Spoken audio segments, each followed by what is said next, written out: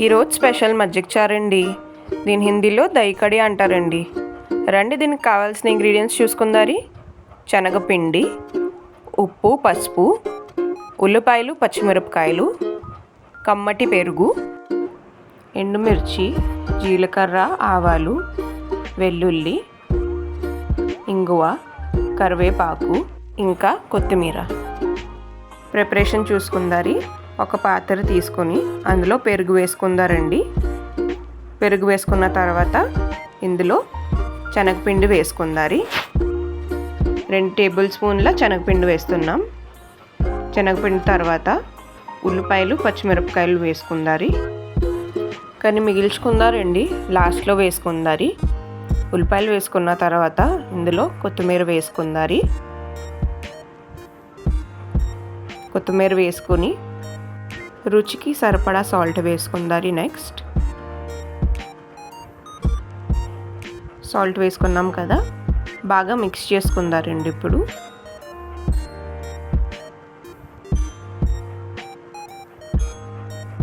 శనగపిండి లమ్స్ లేకుండా బాగా మిక్స్ చేయాలండి.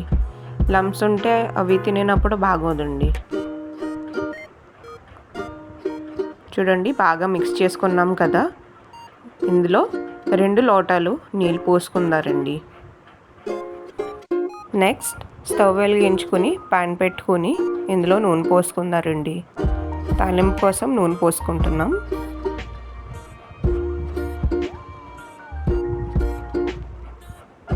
నూనె వేడయ్యాక ఇందులో పోపు దినుసులు వేసుకుందారి. వీటిని బాగా ఫ్రై చేసుకుందారండి.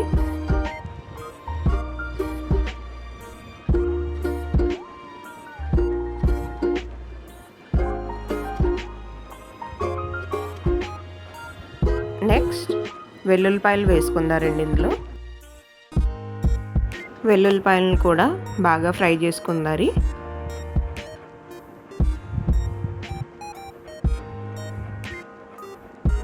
వెల్లుల్లిపాయలు ఫ్రై అయిపోయినాయండి. నెక్స్ట్ ఇందులో కరివేపాకు వేసుకుందారి. కరివేపాకు వేసుకుని బాగా ఫ్రై చేసుకుందారు కరివేపాకును కూడా.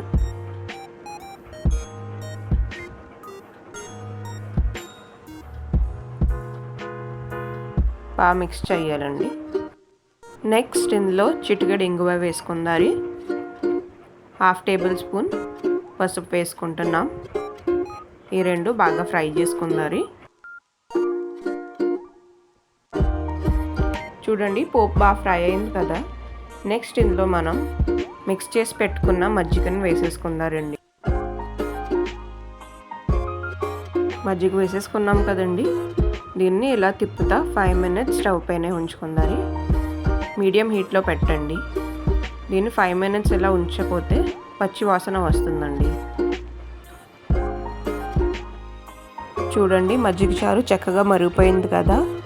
నెక్స్ట్ మనం ఇప్పుడు ఉల్లిపాయలను వేసుకుందారండి. ఇందాక సైడ్ని పెట్టాం కదా ఉల్లిపాయలు, పచ్చి ఉల్లిపాయలను వేసుకుందారండి. ఇవి తినేటప్పుడు పంటకు తగిలితే చాలా టేస్టీగా ఉంటాయండి, మర్చిపోకండి. ఉల్లిపాయలు వేసుకొని 2 మినిట్స్ మగ్గించుకుందారండి. నెక్స్ట్ ఇందులో కొత్తిమీర వేసుకొని గార్నిష్ చేసుకుందారి.